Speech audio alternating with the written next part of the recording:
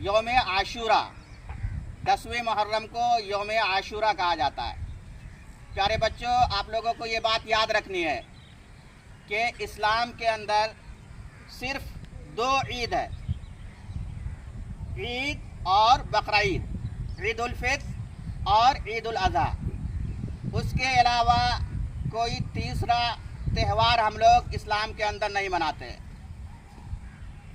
سیدھی سی بات ہے کہ تاریخ کے حساب سے 10ویں محرم کو حضرت حسین رضی اللہ تعالی عنہ جو نبی اکرم صلی اللہ علیہ وسلم کے نواسے تھے،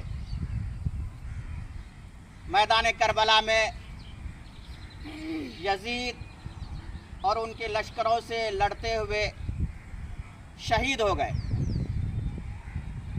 اب یہاں پر اہم سوال یہ ہے کہ اگر ہمارے گھر میں کسی کا انتقال ہو جائے، آپ تمام لوگوں سے سوال ہے یہ کہ اگر ہمارے گھر میں کسی کا انتقال ہو جائے تو ہم کبھی ڈھول بجاتے ہیں؟ بتاؤ، نہیں بجاتے ہیں۔ ہمارے گھر میں کسی کا اگر انتقال ہو جائے تو ہم تعزیہ بناتے ہیں؟ نہیں بناتے ہیں۔ تو یہ بہت ہی شرم کی بات ہے کہ نبی اکرم صلی اللہ علیہ وسلم کے نواسے حضرت حسین رضی اللہ تعالیٰ عنہ شہید ہو گئے، اور اسی دن عجیب و غریب انداز سے ہم لوگ زوردار انداز سے ڈھول بجاتے ہیں، ناچ کرتے ہیں، تعزیہ بناتے ہیں۔ یہ سمجھ میں آنے والی بات نہیں ہے۔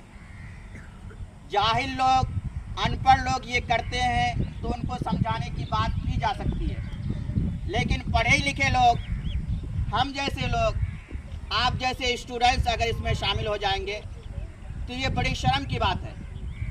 یہ اسلام میں محرم الحرام 10ویں محرم میں کسی تہوار کا کوئی کنسیپٹ نہیں ہے، کوئی تصور نہیں ہے۔ جیسا کہ ہم لوگوں نے سمجھایا ہے کہ یہ کوئی خوشی کا موقع نہیں ہے کہ آپ جو ہے ڈھول بجائیں اور اسی طریقے سے تعزیہ نکالیں، اور جس طریقے سے عام موقع سے دوسرے موقع سے میلوں میں جاتے ہیں، سرکس میں جاتے ہیں، اسی طریقے سے جا کر کے میلہ دیکھیں، یہ کہیں سے سمجھ میں آنے والی بات نہیں ہے۔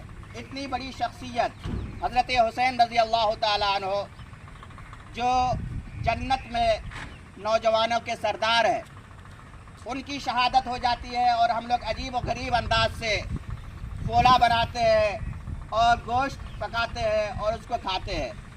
یہ کبھی بھی سمجھ میں بات نہیں آتی ہے کہ جو ہے آپ کے گھر میں کسی کا انتقال کبھی ہوا ہے اور آپ نے اسی دن گوشت بھی پکایا اور پولا بھی پکایا۔ ایسا ہوتا ہے؟